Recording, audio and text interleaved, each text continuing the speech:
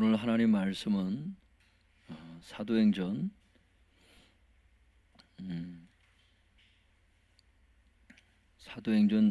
2장 43절 같이 읽어보겠습니다.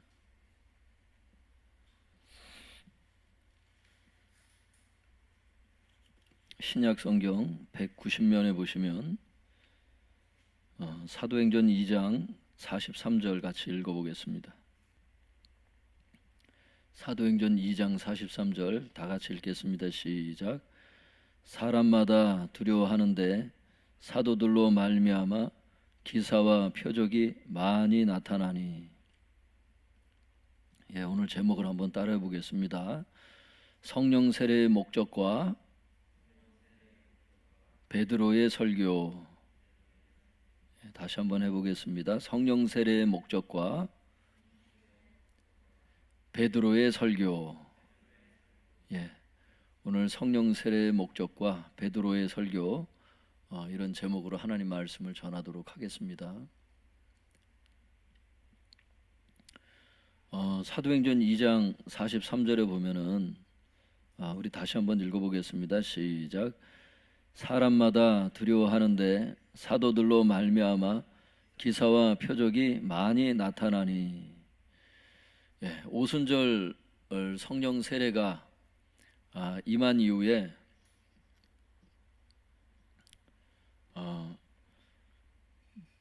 특징적인 게 뭐냐면, 성령 세례 받기 전과 받은 후가 뭐가 다르냐면 43절에도 나오지만은 사도들을 통하여 기사와 표적이 많이 일어나는 겁니다. 여러분, 이거는 성령 세례 받기 전에는 사도들에게서 이런 것이 나타난 기록이 없죠. 예수님께서 둘씩 짝 쥐어서 그 권능 부어주셨을 때, 그때 마태복음 10장에 보면은 쓰임 받은 경우가 있긴 있는데 이런 성령 세례 받은 이후에 이와 같이 쓰임을 받았던 적은 없었어요. 그래서 이게 사도들을 통하여 기사와 표적이 많이 일어나는 것은, 이것은 성령님의 그 사역이라고 볼 수 있어요. 그러니까 우리가 이 사도행전이다 이렇게 얘기를 하잖아요. 사도행전이 아니라 사실은 성령님의 행전이 되는 거예요. 사실은 사도행전이 성령님의 역사가 계속 있는 것을 기록해 놓은 것이기 때문에. 성도님들, 여기 기사라고 하는 게 있는데 원어에 보면 이게 기적이라는 뜻이에요. 기적이 일어나고 사도들을 통해서 기적이 많이 일어났다는 거죠. 그 표적은 뭘까요? 기적은 뭐고 표적은 뭔가? 잘 구분이 되겠죠. 그래서 학자들은 뭐라 그러냐면, 이 표적이라는 것은 그 기적을 통해서 예수님의 메시아 되심과 그 다음에 하나님 나라에 관해서 증거하는 것을 말한다, 이렇게 얘기를 하는 거예요. 그 기적을 통해서, 기적이 가리키는 손가락의 방향이 있다는 거예요. 단순히 그냥 기적 자체가 목적이 아니라 그 기적을 통해서 예수님이 그리스도가 되신다는 것과 하나님의 나라에 관해서 증거를 하는, 그게 기적이 바로 이 표적을 향한 거죠. 그러니까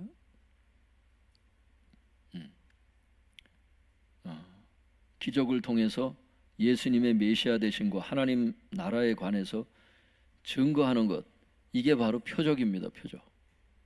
그러니까 기적과 표적이 나타나는 거예요. 그러니까 이런 면에서 쓰임 받는 사람들이 그 기적의 목적을 잘 알아야겠죠.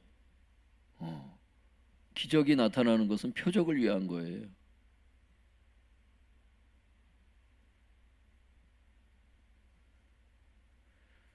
그 기적이나 현상 자체에 자꾸 목적을 두고 이제 가다 보면 길을 잃은 거예요. 사람의 삶 속에 이제 기적이 필요하죠. 기적이 필요한데 그 기적이 가르치는 방향이 있어요. 그 방향을 잃어버리면 성령 사역을 하는 사람들이 굉장히 길을 잃은 겁니다. 그게. 좀 이따 또 말씀을 드리겠습니다. 그래서 성도님들 여기를 보시면 사도들로 말미암아 기적과 표적이 많이 나타났다고 이제 얘기를 하면서 이제 그 성령님의 사역 중에서 한 가지가 소개가 되고 있어요. 그게 바로 사도행전 3장 1절에서 3절에 나타나는 거예요. 사도들을 통해서 성령님의 사역이 일어났는데 그 사도들을 통한 성령의 사역 중에 하나가 바로 소개가 되고 있는 거예요. 3장 1절에서 3절에 보면 같이 한번 읽어볼까요? 사도행전 3장 1절에서 3절입니다. 시작. 제9시 기도 시간에 베드로와 요한이 성전에 올라갈새 나면서 못 걷게 된 이를 사람들이 메고 오니 이는 성전에 들어가는 사람들에게 구걸하기 위하여 날마다 미문이라는 성전문에 두는 자라. 그가 베드로와 요한이 성전에 들어가려 함을 보고 구걸하거늘. 그러니까 사도들을 통해서 성령님께서 사역을 하시는 그 일들 가운데 한 가지가 여기 소개가 되고 있는데, 한 번은 이 베드로와 요한이 제9시 기도 시간에 성전으로 올라가고 있었습니다. 1절에 보면 제9시라는 게 우리나라 시간으로 지금 시간으로 따지면 뭐냐면은 오후 3시를 가리키는 거예요. 그러니까 오후 3시에 그 기도 시간을 습관적으로 가졌나 봐요. 이 문법적인 용어가 그냥 어쩌다가 한번 올라간 걸 얘기를 하는 게 아니라 습관적인 걸 얘기를 하는 그런 문법이에요, 이것이. 그러니까 3시마다 꼬박꼬박 기도하러 이 사도들이 기도하러 갔음을 이 헬라어 문법을 보면 알 수가 있다고요.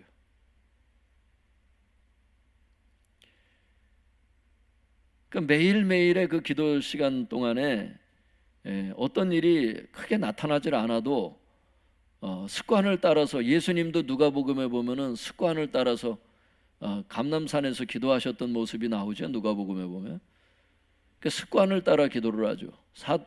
사도 바울도 어느 지역을 가든지 보면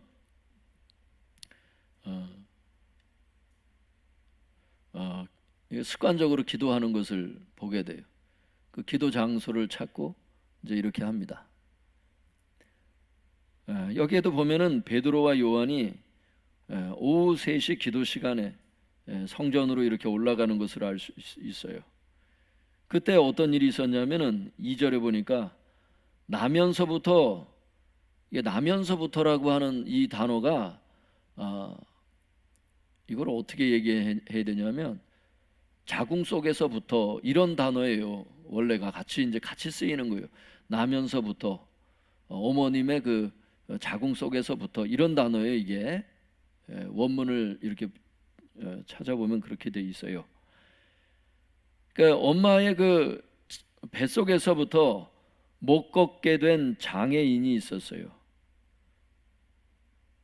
그 성도님들 건강하게 태어났는데 어떤 불의의 사고로 말미암아 걷지 못하는 분들도 있어요. 이런 후천적인 장애인이 아니에요. 이분은 선천적인 장애인이에요. 나면서부터 성장 과정 속에서 한 번도 걸어본 적이 없는,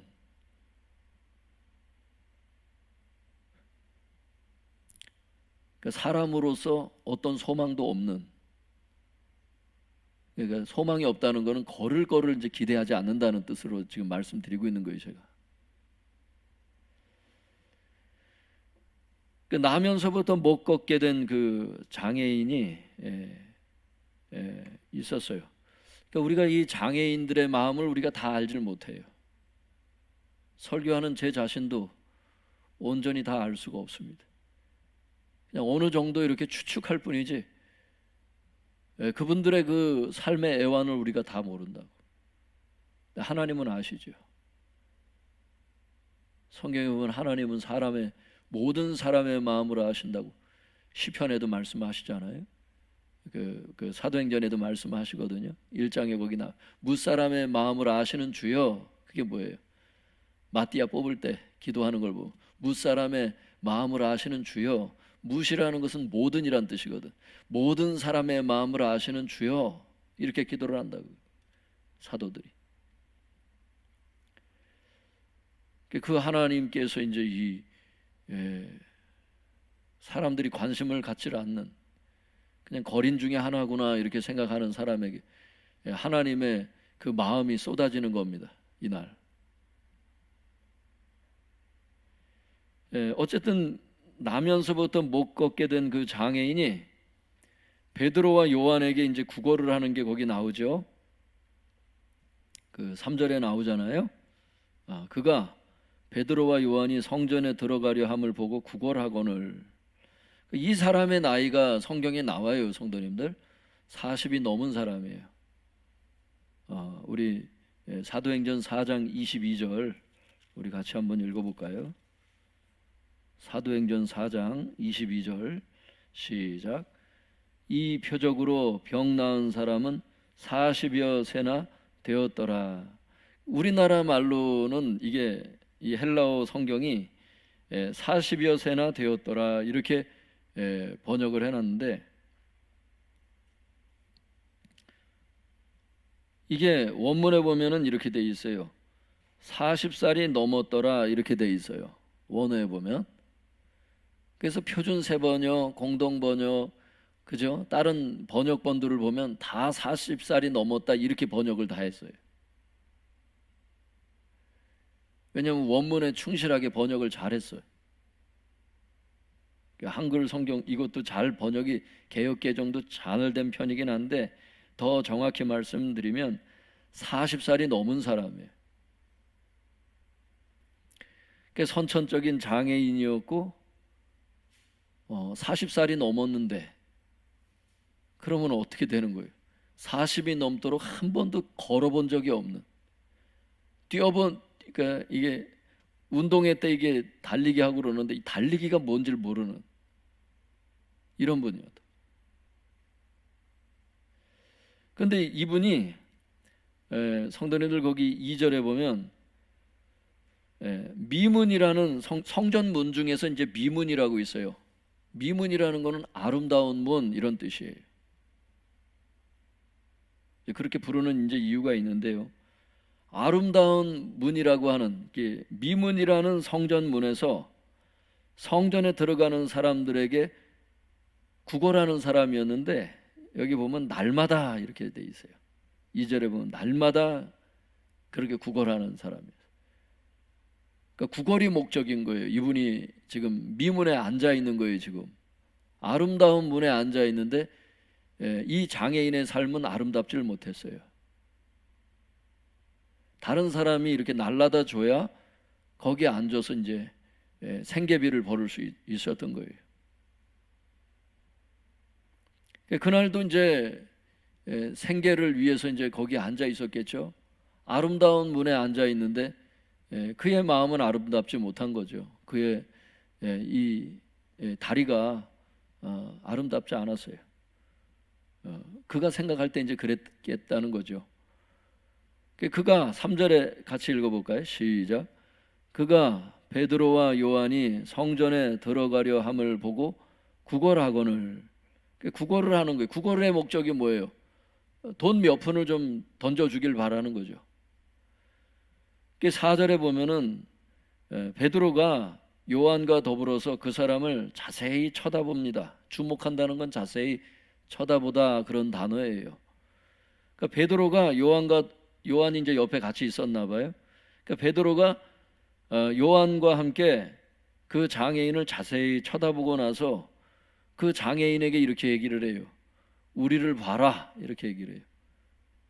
그러니까 그분이 그들에게서, 그 베드로와 요한에게서 무엇을 얻을까 하여, 그러니까 무엇을 얻기를 기대하면서 베드로와 요한을 쳐다봤다는 거예요. 혹시 돈을 좀 주지 않을까? 이런 기대감을 갖고 쳐다보지 않았을까 생각이 들어요. 읽어보면 우리를 봐라 그러니까 베드로가 이래요. 6절에 은과 금은 내게 없거니와 지금 바라고 있는 사람에게 너무 좀 그래요. 은과 금은 이제 다 그 당시에 다 현금 개념의 어떤 부분들이니까 은과 금은 내게 없다고 이제 얘기를 해요. 그런데 내게 있는 이것으로 내게 주노니 나사렛 예수 그리스도의 이름으로 일어나 걸어라 이러세요. 그러면서 7절에 베드로가 오른손을 잡아서 오른손을 그렇게 이제 얘기를 하면서 오른손을 잡아서 이제 그 장애인의 오른손을 잡아서 이제 일으켜 주니까 그러자 즉시 원문에 보면 즉시 이렇게 돼 있죠. 곧 힘을 얻고 이렇게 돼 있죠. 우리 성경에는 한글 성경 발과 발목이 곧 힘을 얻고 이게 곧이라는 게 이제 즉시 이런 뜻이니까. 그러니까 오른손을 잡아서 일으키니까 즉시 발들과 발목들이 힘을 얻어 이렇게 돼 있어요. 원문에 보면 더 정확히 얘기하면 발들이라고 하는 것은 이 복수로 돼 있어요. 성도님들 양쪽 발이 다 그랬나 봐. 발들 이렇게 돼 있어요. 학자들의 그 글을 읽어보면 주석을 읽어보면 정확히 표현하면 발바닥을 얘기를 하는 거예요. 그러니까 발바닥들과 발목들이 힘을 얻어. 그러니까 이런 걸 보니까 장애의 원인이 뭔지가 이제 여기 나오는 거예요. 이 사람이 못 걷게 된 장애의 원인이 뭐냐? 발바닥과 그 발목들, 그 양쪽 이게 복수로 기록되어 있으니까 양쪽에 있는 발바닥과 이 복사뼈 있는 이 그걸 얘기를 하거든요. 그 발목들. 그게 하여튼간 태어나면서부터 그게 쓸 수가 없게 돼 있어요. 이분 같은 경우. 그 발들과 발목이 힘을 얻어 벌떡 일어서더니 걷는 겁니다. 그 8절에 뛰어서서 걸으며 이게 벌떡 일어서더니 걷는 걸 얘기를 하는 거예요. 그러더니 막 걷기도 하고 뛰기도 하면서 하나님을 찬양하면서 성전으로 들어가는 거예요. 이때 이 장애인의 기쁨이 얼마나 컸을까에 대해서 성경이 얘기를 하는 거예요. 걷기도 하고 뛰기도 하면서 하나님을 찬송하니 이렇게 돼 있어요. 이게 이제 공동 번역에 보면 이렇게 번역을 했다고요. 걷기도 하고 껑충껑충 뛰기도 하며 하느님을 찬양하였다 이렇게 돼 있어요. 번역 잘했죠. 이렇게 돼 있다. 껑충껑충 뛰면서 40이 넘은 분이 한번 상상을 해보세요. 그 아름다운 문에 앉아서 한 평생을 날마다 구걸을 했던 그 인생 가운데 돈 몇 푼을 얻으려고 베드로하고 요한을 쳐다보면서 구걸을 했는데 돈 몇 푼이 아니라 하나님께서는 그에게 돈 몇 푼보다 더 귀한 그 인생의 가장 큰 문제점을 주님께서 그걸 치유하셨다고 그래요. 성도님들 우리는 어쩌면 주님께 몇 푼을 주세요. 어떤 걸 주세요. 우리가 구하는 게 어쩌면 이 장애인 이분처럼 몇 푼을 구하는 인생인지도 몰라요. 어떤 면에서. 그러니까 하나님께서는 그러나 우리의 마음을 아시고 우리의 인생을 아시죠. 우리의 영원한 목적을 아시고 그 근본적인 것들을 만지시는 그게 이제 하나님의 능력이죠. 하나님의 눈은 굉장히 깊습니다. 그런 의미에서.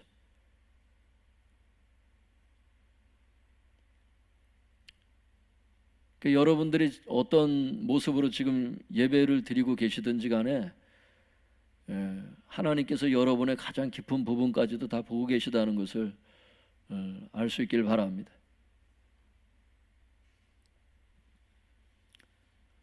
그리고 하나님께서 오늘도 우리에게 이런 은혜를 베풀어 주시길 바랍니다. 9절 10절 같이 한번 읽어볼까요? 시작. 모든 백성이 그 걷는 것과 하나님을 찬송함을 보고 그가 본래 성전 미문에 앉아 구걸하던 사람인 줄 알고 그에게 일어난 일로 인하여 심히 놀랍게 여기며 놀라니라. 성도님들, 사람들의 반응이 있잖아요. 유대인들은 다 성전을 들어가는 사람들이잖아요. 그러니까 미문에 앉아 있었던 그 장애인을 아는 거예요. 다 모든 백성이 이렇게, 원문에도 모든 백성이 이렇게 돼 있어요. 그러니까 이스라엘 백성에서는 굉장히 유명한 사람이었을 거예요. 이 사람이 성전에 들어가 본 유대인들은 이 사람을 거의 다 알 테니까. 그리고 왜 그러냐, 왜 알 수밖에 없었냐면 9절에 보면 그 걷는 것과 하나님을 찬송함을 보고 그가 막 그 걷기도 하고 뛰기도 하며 하나님을 찬양하면서 성전에 들어갔다고 아까 성경에 나왔잖아요. 그 모습을 모든 백성이 지켜본 거예요. 근데 10절에 보면 그가 본래 성전 미문에 앉아 구걸하던 사람인 줄을 알고, 모든 백성이 그거를 알고 그 사람이 누구인지를 알았는데 뭐예요? 그 걷는 것과 하나님을 찬송함도 보는 거예요. 또 걷고 뛰고 막 하는 거를 지금 성전에서 지금 막 난리가 난 거예요. 그러니까 10절 그 끝부분에 보면 그 장애인에게 일어난 일로 인하여서 심히 놀랍게 여기며 놀라니라. 누가 놀랐다는 거예요? 모든 백성이.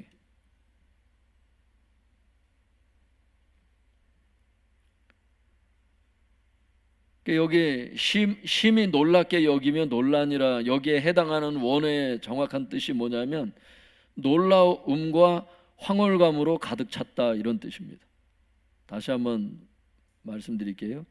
놀라움과 황홀감으로 가득 찼다. 왜 황홀감이라는 걸 제가 왜 번역해 드리냐면, 학자들의 그 주석책도 읽어보면 이 두 번째 논란이라 이 단어를 그렇게 그렇게 주석을 하고 있더라고요.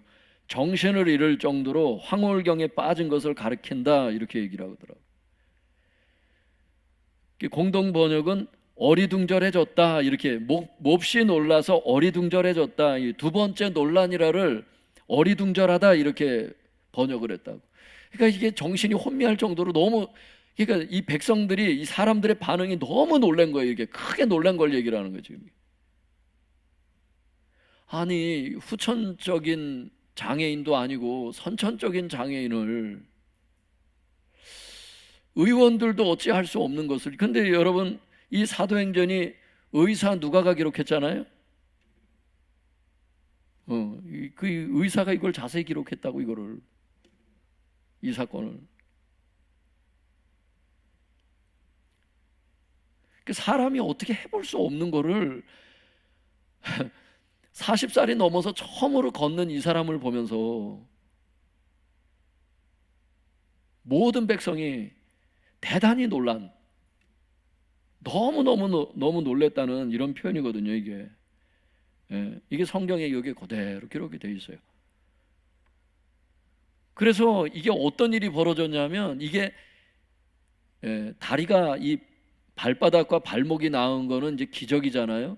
이게 기적으로 끝나는 게 아니라, 기적이 일어났으니 이제 표적을 보여야 될 거 아니에요. 누구를 드러내야 될 거 아니야.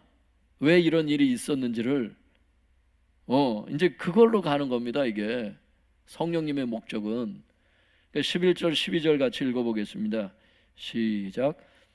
나은 사람이 베드로와 요한을 붙잡으니 모든 백성이 크게 놀라며 달려나아가 솔로몬의 행각이라 불리우는 행각에 모이거늘, 베드로가 이것을 보고 백성에게 말하되 이스라엘 사람들아, 이 일을 왜 놀랍게 여기느냐?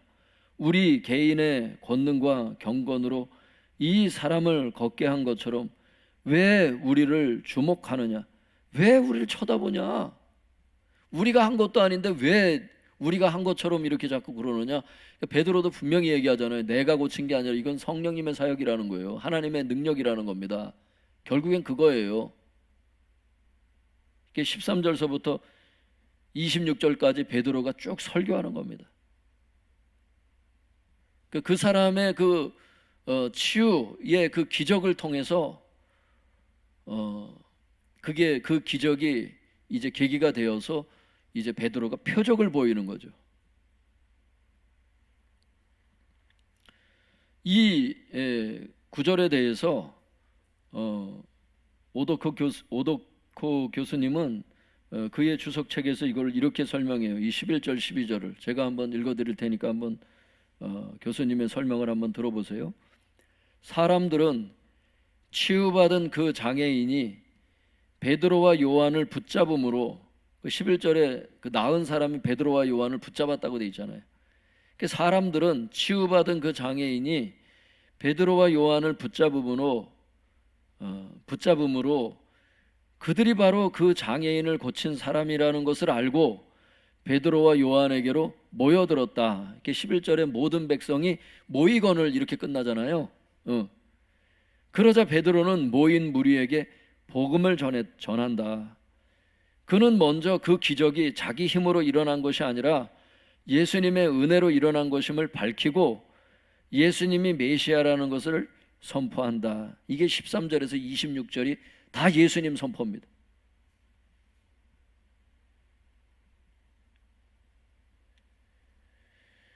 그런데 많은 사역자들이 그렇게 하지 않습니다. 자기의 어떤 욕심을 이루기 위해서 성령의 이런 권능을 이용하죠. 자기가 그래서 교회에서 높아지고 자기가 성도들을 군림하고 성도님들 그 위에서 자기가 마치 군림하는 사람처럼 그렇게 자기 사역을 위한 목적으로 쓰는 사역자들이 많이 있습니다, 여러분. 자기의 명예를 높이고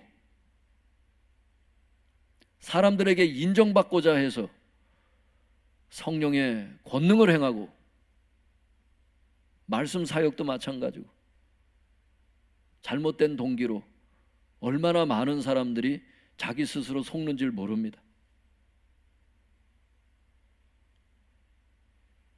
하나님의 은사와 부르심에는 후회하심이 없기 때문에 그의 삶 가운데 하나님께서 주신 은사가 여전히 나타날 거예요. 그러나 그 사람은 이미 길을 잃은 사람입니다. 아무리 큰 사역을 하고 아무리 많은 사람이 모였어도 그 사람은 기적은 나타날지는 몰라도 표적을 보이지는 못합니다. 절름발이 사역이에요. 그게 진짜 장애인입니다.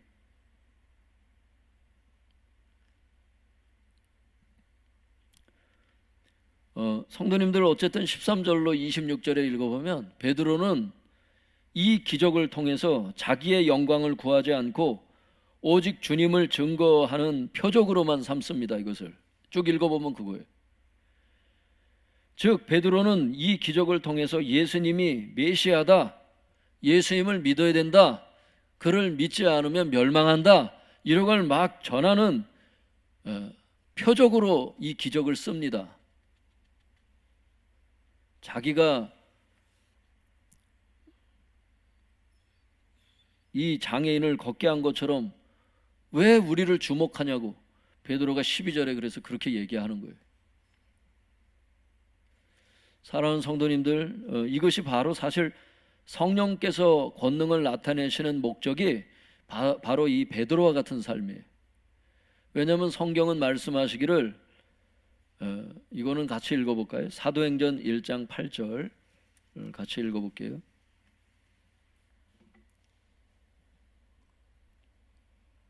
사도행전 1장 8절 시작.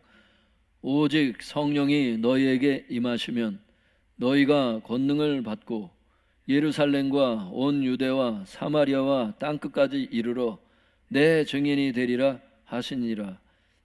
여러분, 그 지역적인 걸 빼고 목적만 한번 보세요. 성령님을 부어주시는 목적을. 이건 내주하시는 성령이 아니라 부어주시는 성령이죠. 케네스 에게 목사님이 설명하듯이 사도행전 1장 8절에 보면 오직 성령이 너희에게 임하시면 권능을 받죠. 그죠? 기름 부음이 임하게 되면 이런 게 나타나잖아요. 너희가 권능을 받고 뭘 하는 거예요? 그러면 성령 세례가 임한 목적이 뭐라는 거예요? 내 증인이 되리라. 여러분, 주님을 증거하는 게 목적입니다. 성령 세례의 목적이 주님의 증인 되는 거예요. 그래서 권능이 나타나는 거예요. 기적의 목적이 이거라고, 예수님 증거하는 거. 이거 분명히 알아야 돼요. 성령 충만을 구하는 목적이 뭐냐? 예수님 증거하기 위해서 그렇다. 사실 임하신 내주하시는 성령님은 우리의 성화로 향하죠. 우리를 성화시키잖아요. 근데 부어주시는 성령, 권능이 임하는 거, 성령 세례, 이거는 여러분 사역을 위한 거잖아. 성령 충만 부어주세요 해놓고 사역을 안 한다든지, 성령 충만 부어주세요 이러면서 자기 사적인 것만 계속 행하는 사람, 목적을 잃은 자들 다 똑같아요. 여러분, 사역자뿐만이 아니라 일반 성도들도 성령님께서 왜 권능을 부어주시고 왜 성령 충만을 부어주시는지, 단순히 나 혼자 개인적으로 예수님 성품을 담는 것이라면 임하신 내주하시는 성령으로 충분합니다. 여러분 아시겠어요? 근데 왜 성령 충만을 받고, 성령 충만의 첫 번째 경험이 이제 성령 세례인데 왜 성령 세례를 구하는 거예요? 주님을 증거해야 되는데 능력이 나타나야 되잖아요. 그래서 그래요. 성령 세례를 부어주시고 임하시는 성령님이 이렇게 권능을 부어주시면, 그 전에는 여러분 환자를 위해서 기도를 해도 잘 안 낫고 그러는데 막 기적이 일어납니다. 막 사람으로서는 보지 못했던 기적들이 막 일어나요. 병원에 가지 않아도 막 나요, 진짜로. 근데 그게, 그런 일이 있을 때 어떤 목적이 있으세요, 주님께서. 그때 교만해지지 말고 예수님께서 원하시는 그 증인 역할을 해야 돼요. 그래야 성령 충만을 부어주시는 하나님께 대한 그 반역의 마음을 품지 않는, 배반하지 않는 그런 충성스러운 사역자가 될 수 있는 것입니다. 요한복음 16장도 한번 열어보세요, 성도님. 사도행전 앞에 보시면 요한복음이 바로 있잖아요. 요한복음 16장 13절 14절.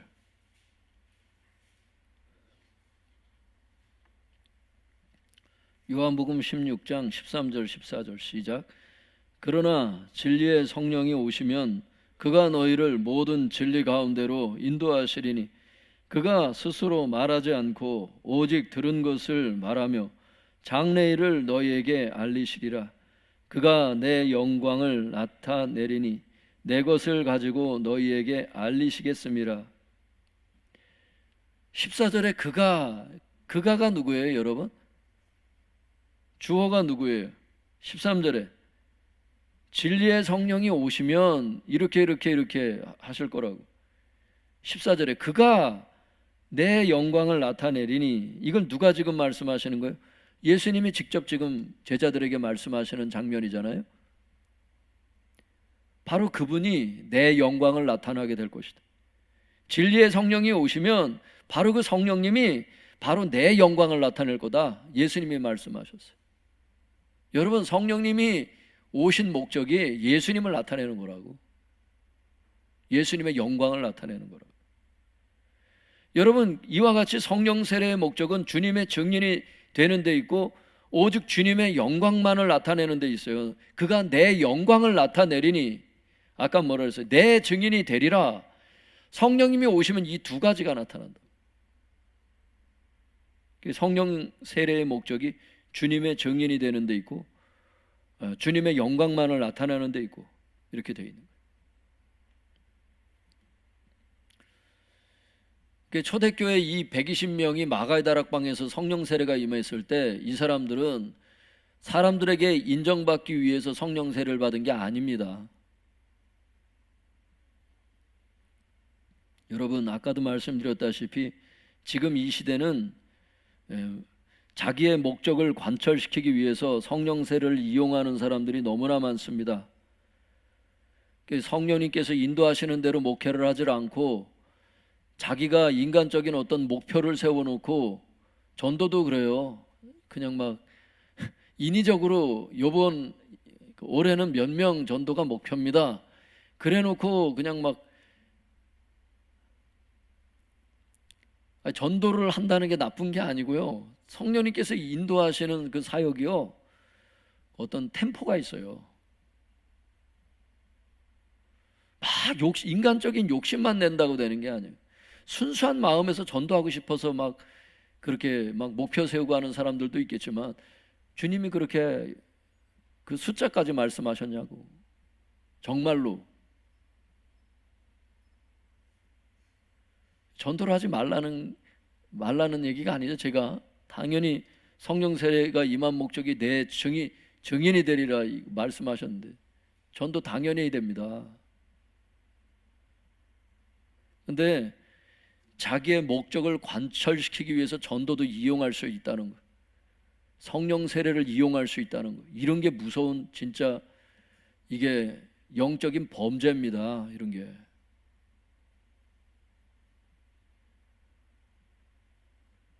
저만 하더라도 여러분, 주님께서 교회 개척을 명하시고 주님께서 교회를 개척시키신 이후에 저도 전단지 이렇게 많이 만들어 가지고 막 전도하려고 전단지 만들어 놓고 딱 왔더니만 주님께서 인도를 하시기를, 지하에 더 내려가서 내가 사람들을 더 보내줄 때까지 내려가서 말씀과 기도 더 기도하라고 그러시더라고. 주님께서 때가 있다는 거예요. 때가. 지금 전도를 말씀하시는 사람들이 있어요. 그 사람들은 계속 순종하셔요. 할렐루야. 근데 저의 경우는 그런 경우가 있었다고. 몇 년 후에 화요 전도를 시작하셨어요. 몇 년이 지나서 명령하셨다고. 그것을.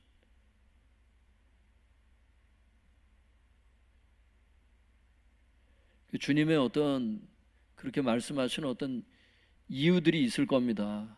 그렇게 말씀하실 때는. 그러니까 내가 나 스스로를 닥달한다고 해서 성령님께서 나의 종이 되셔서 나를 막 서포트하는 게 아니에요. 성령님께서 인도하시는 것을 따라가는 게, 그게 주의 종이에요. 주님의 종이지 주님이 나의 종이 아니잖아요. 주님이 인도하시는 대로 손발이 움직여야지. 교회는 그리스도의 몸이라 그러잖아요. 몸.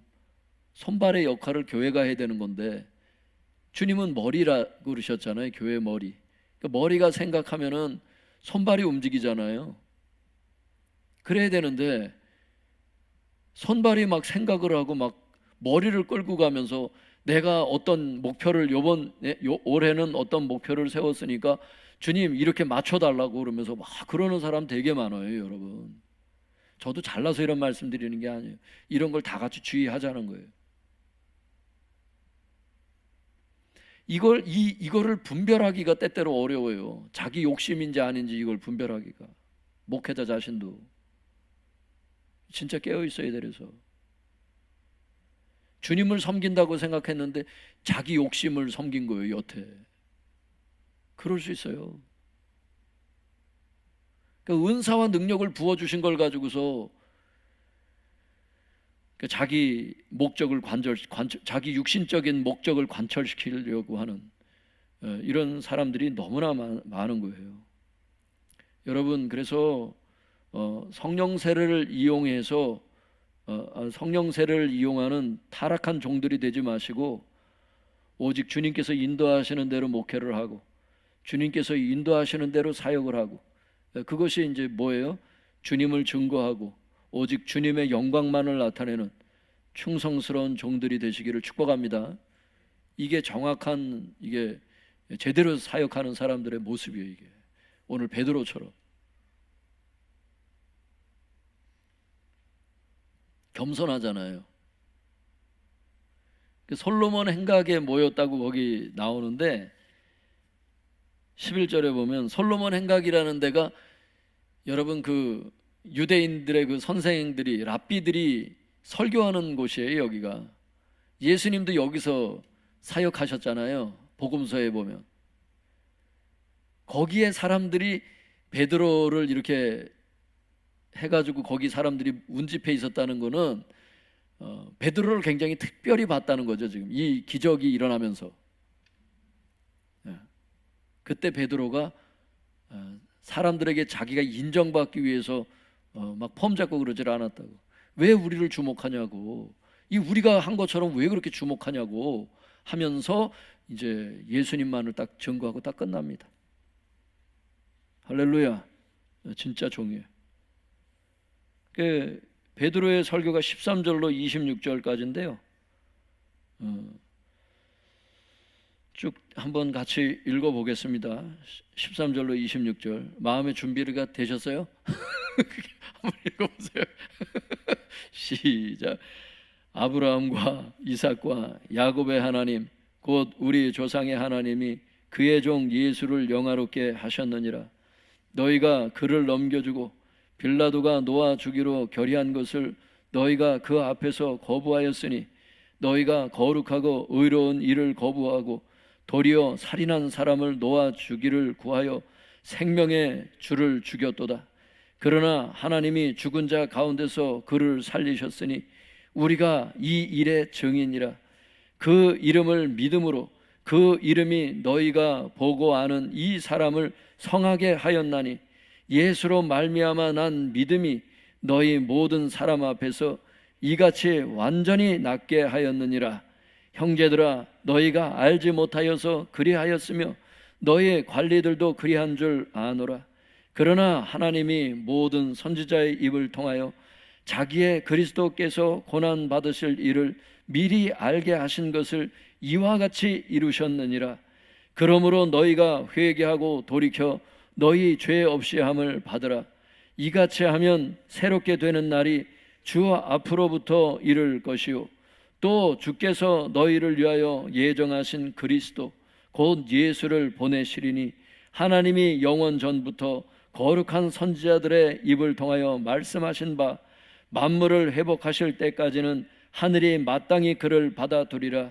모세가 말하되 주 하나님이 너희를 위하여 너희 형제 가운데서 나 같은 선지자 하나를 세울 것이니 너희가 무엇이든지 그의 모든 말을 들을 것이라. 누구든지 그 선지자의 말을 듣지 아니하는 자는 백성 중에서 멸망받으리라 하였고 또한 사무엘부터 이어 말한 모든 선지자도 이 때를 가리켜 말하였느니라. 너희는 선지자들의 자손이요 또 하나님이 너희 조상과 더불어 세우신 언약의 자손이라. 아브라함에게 이르시기를 땅 위의 모든 족속이 너의 씨로 말미암아 복을 받으리라 하셨으니 하나님이 그 종을 세워 복 주시려고 너희에게 먼저 보내사 너희로 하여금 돌이켜 각각 그 악함을 버리게 하셨느니라. 여러분, 이게 다 예수님에 대한 얘기예요. 이게 다. 여러분 13절에 보세요. 하나님이 그의 종 예수를 영화롭게 하셨느니라 하면서 뭐라 그래요? 너희가 그 예수님을 넘겨주고 빌라도가 놓아주기로 결의한 것을 너희가 그 앞에서 거부하였으니, 이게 뭔 말이에요? 너희가 거룩하고 의로우신 그 예수님을 거부하고 도리어 살인자였던 바라바를 놓아주기를 구해서 십자가에 못 박으소서 십자가에 못 박으소서 하면서 생명의 주를 유대인들이 죽였지 않습니까? 너희가 생명의 주를 죽였도다. 그러나 하나님이 죽은 자 가운데서 그 예수님을 살리셨으니 우리는 이 부활의 증인이라는 겁니다. 할렐루야. 그 이름을 믿음으로, 베드로가 그 이름을 믿지 않습니까? 그 이름을 믿음으로 그 이름이 너희가 보고 하는 이 사람을 튼튼하게 하였으니, 이게 성하게 하다는 게 원문에 보면 튼튼하게 했다는 거예요. 그 발바닥과 발목을 튼튼하게 하신 것을 알 수 있길 바랍니다. 예수로 말미암아 난 믿음이 너희 모든 사람 앞에서 이같이 완전히 낫게 하였느니라. 완전히 낫게 했다는 뜻이에요. 그게 원문에도 보면 일부분 고치시고 또 아프고 이러는 게 아니에요. 완전히 뛰고 걷고 뛰고 걷고 껑충껑충 뛰고 할렐루야, 완전히 낫게 하셨다. 19절에 그러므로 너희가 회개하고 돌이켜 너희 죄 없이 함을 받으라. 너희들은, 우리들은 다 예수를 십자가에 못 박은 유대인들이라. 그러므로 너희가 회개하고 돌이켜 너희 죄 없이 함을 받으라. 이같이 하면 새롭게 되는 날이 주 앞으로부터 이를 것이요. 이게 유대인들이 지금 대상이잖아요. 지금 물론 나중에 보면 이제 우리까지도 이제 대상이 되죠. 그 모세가 뭐라고 얘기했다는 거예요? 22절에 보면 신명기 18장 15절의 말씀인데 모세가 말하되 뭐라 그래요? 너희 형제 가운데서 나 같은 선지자, 나 같은 선지자라는 거는 주석에도 보면 메시아 이렇게 돼 있죠. 메시아를 세우실 것이다, 그분이.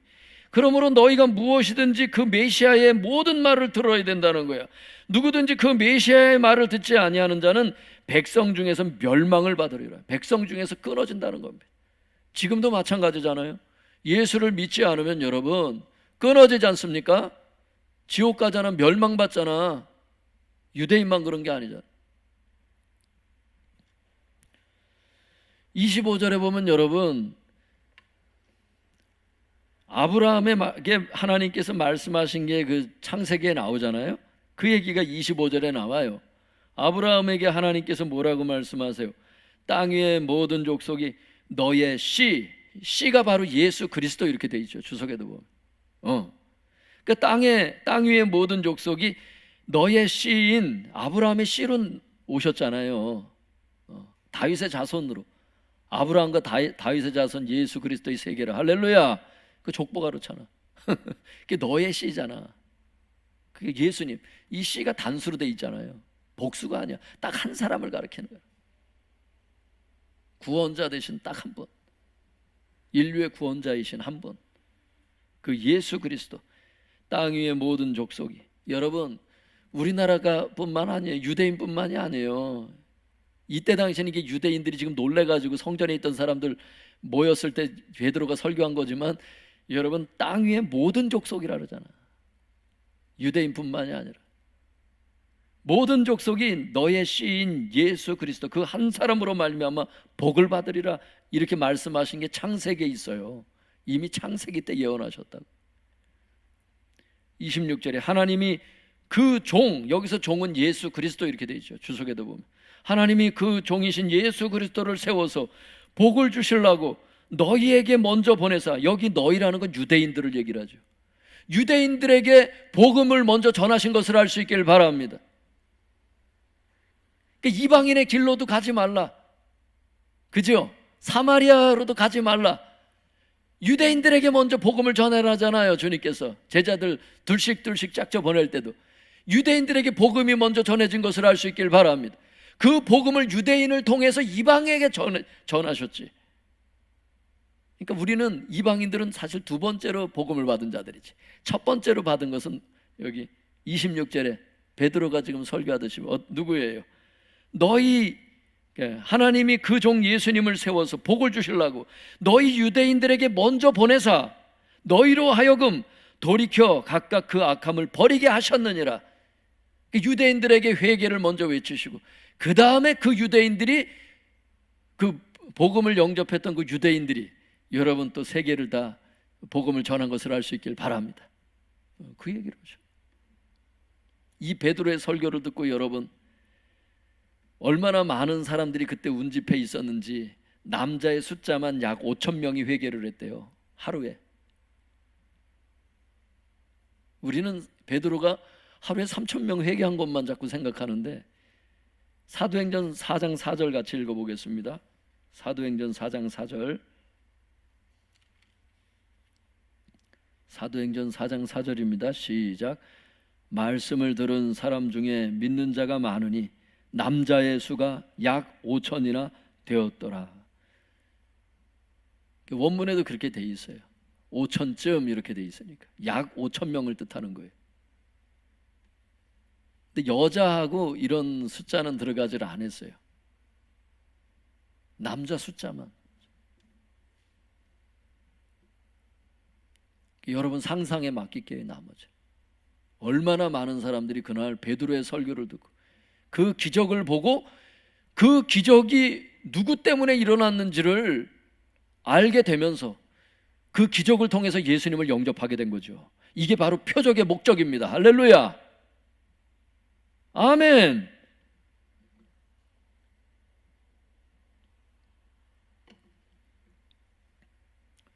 성도님들, 사도행전 1장 15절에 보면 120명이 마가다락방에서 기도하죠. 성령 세례가 임한 다음에 3천 명이 회개하고 돌아오죠. 오늘은 5천 명, 남자 숫자만 5천 명이 회개를. 여러분, 성령 세례는 받아도 되고 안 받아도 되고 이런 게 아니에요. 성령 세례는 교회 부흥에 있어서 절대적으로 필요한 것입니다.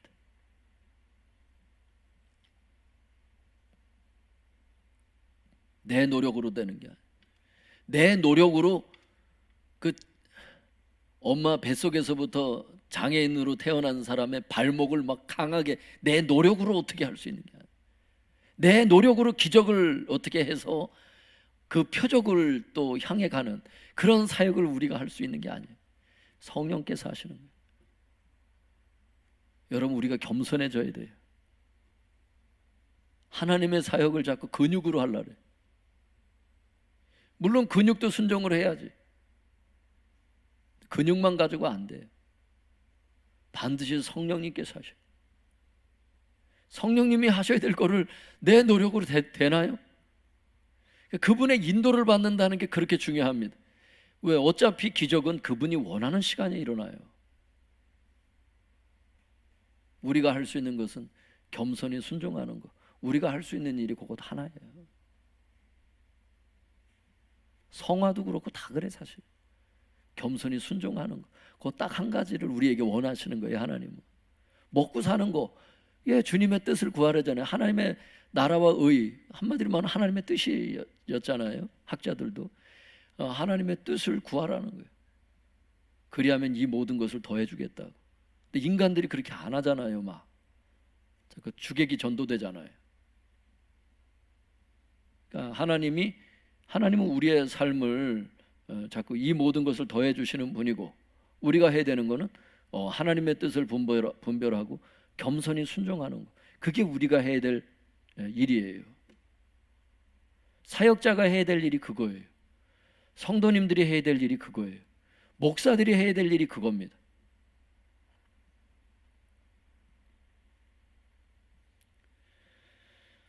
이제 앞으로도 계속 보면 알지만 사도행전은 그냥 사도들이 걸어간 길이 아니에요. 성령님께서 걸어가신 길이에요. 보면 그냥 사람들을 쓰신 거예요.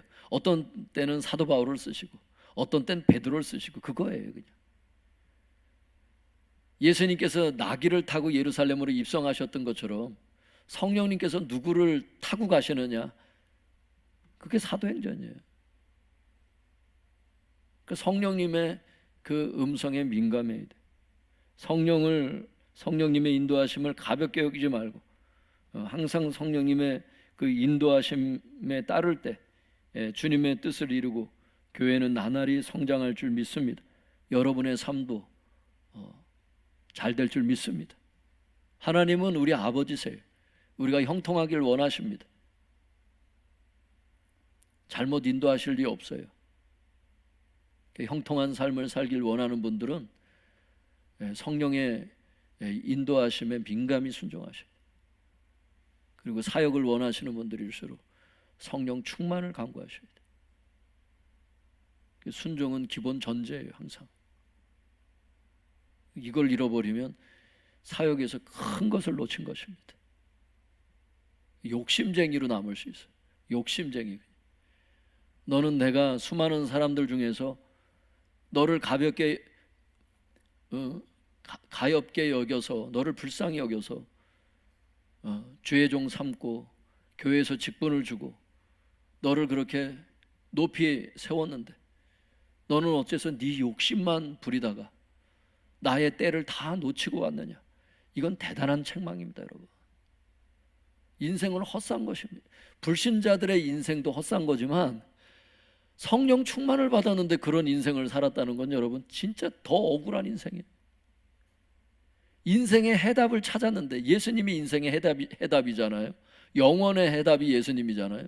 그 영원의 해답을, 인생의 해답을 찾았는데, 불신자들은 못 찾아서 그랬다 치더라도 영원한 해답을 찾은 사람이 찾았는데, 성령 충만까지, 성령 세례까지도 받았는데 자기 뜻대로 살다가 왔다. 여러분 대단히 불쌍한 인생. 주님께서 심지 않은 것마다 다 그런 사역들은 다 뽑힙니다, 여러분. 공력이 다 불타요. 성경에 보면 의미가 없어요. 여러분, 우리가 인생을 얼마나 살지는 모르겠는데 여러분 중요한 게 뭔지 아세요? 한 가지 사역을 하더라도 하나님이 원하는 그 한 가지를 정확히 해드려야 돼. 믿습니까? 그게 진짜 착한 종이야. 그리고 착함이 죽을 때까지 가는 거, 충성스러운 거. 그 착함과 충성이 같이 가야 돼.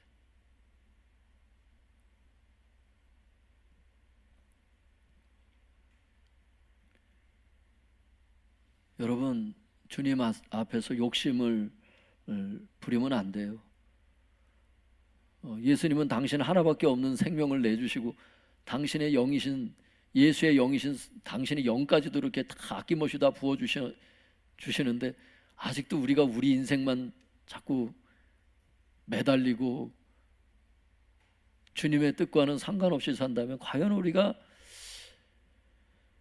주님의 사랑을 제대로 아는 사람이라고 할 수 있는지, 과연 이게 크리스찬의 삶이라고 할 수 있는지 한번 돌아볼 필요가 있습니다. 우리가.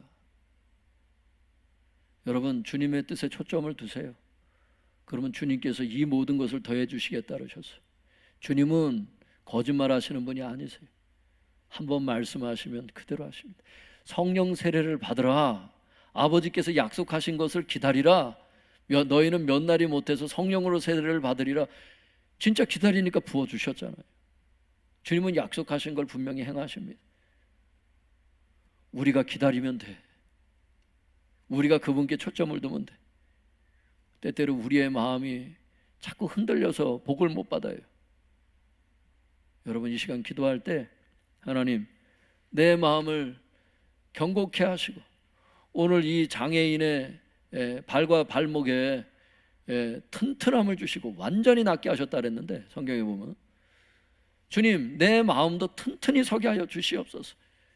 이랬다 저랬다 하지 말고, 환경 때문에 왔다 갔다 하지 말고, 내 마음의 심지가 하나님 앞에 견고하게 심겨지게 하여 주시옵소서. 내 마음의 이 장애를 치유하여 주시옵소서. 또한 여러분의 삶 가운데 많은 장애가 있을 수 있어요. 그런 장애인들 뿐만이 아니라 정말 내 삶에 정말 장애물들도 많이 있을 수 있다고. 주님, 이 장애물들도 고쳐달라고 기도하시고 성령 세례의 목적을 분명히 알고 정신 차려서 사역하는 우리의 인생을 사는 자들 되게 해달라고 기도하세요. 다 같이 합심해서 기도하겠습니다. 거룩하신 하나님,